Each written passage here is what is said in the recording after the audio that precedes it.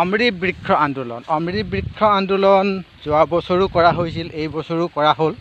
এই বছৰ অমৃত বৃক্ষ আন্দোলন কৰিবৰ কাৰণে আমাক এপত ৰেনু কৰিবলৈ দিছিলে, যোৱা বছৰ কৰা সেইমতে ৰেনু কৰাও হ'ল।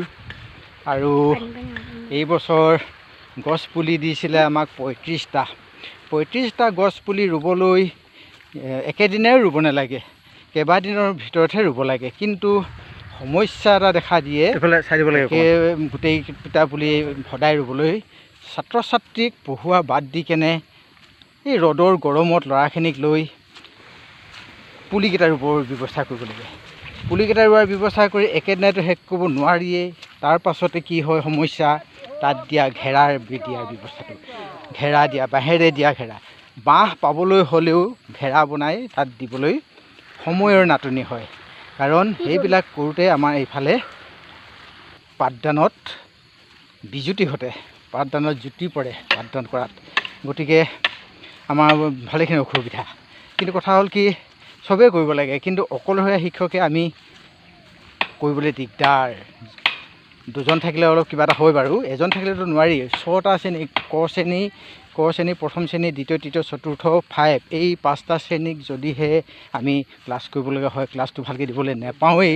আকৌ গছ পুলি ৰোৱাখিনি যি নহওক, চৰকাৰৰ নিয়ম যেতিয়া, চৰকাৰৰ নিমখ খাইছোঁ যেতিয়া আমিতো কৰিবই লাগিব, গতিকে কৰিবলৈ বাধ্য, গতিকে কৰিলোঁ।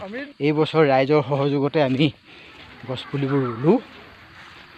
ৰুই মেলি বাঁহৰ অসুবিধাৰ কাৰণে, ঘেৰা দিবলৈ অসুবিধাৰ কাৰণে আমি কি কৰিলোঁ, প্লাষ্টিকৰ 120 টকা মিটাৰ লৈ প্লাষ্টিকৰ পুলিটো ডাঙৰ হোৱালৈকে থাকিব, হয়তো পুলিটো বাচিব হয়তো যদি কোনো একো নকৰে।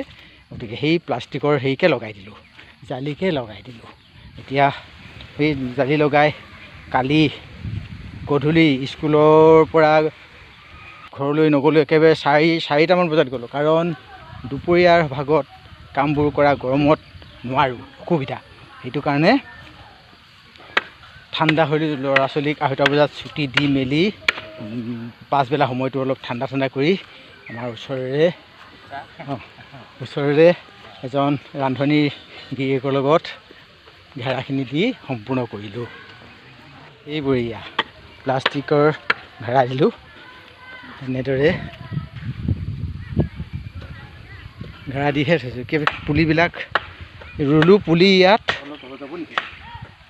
সেই পমা আৰু কৃষ্ণচূড়া বুলি কেনে দিছে, কিন্তু ইয়াতে আকৌ নামটো ওলাইছে বোলে মিচিমিচিম নে ফৌচিম বুলি কেনে ওলাইছে।